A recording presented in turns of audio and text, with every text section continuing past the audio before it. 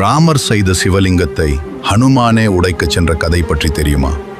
உங்களுக்கு ராமரை பிடிக்கும் என்றால் ஒரு லைக் செய்யுங்கள், சேனலை சப்ஸ்கிரைப் பண்ணுங்கள், கமெண்டில் ஸ்ரீ ராம என்று சொல்லுங்கள். லங்கையை வென்று திரும்பிய ராமர் ராவணனை கொன்ற பாவம் நீங்க சிவபெருமானை வழிபட வேண்டும் என்று நினைத்தார். ராமர் ஹனுமானை அழைத்து கைலாயத்திற்கு சென்று ஒரு சிவலிங்கம் கொண்டு வா என்று ஆணையிட்டார். ராமரின் ஆணையை கேட்ட ஹனுமான் இப்போதே கொண்டு வருகிறேன் என்று வானில் பறந்து கைலாயம் நோக்கி சென்றார்.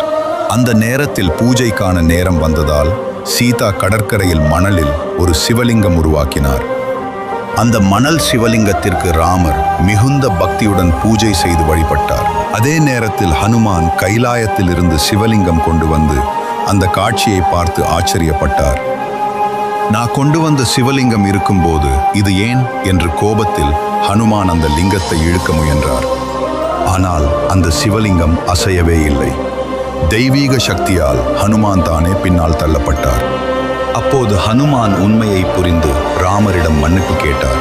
ராமர் சிரித்து அவரை ஆசீர்வதித்தார்.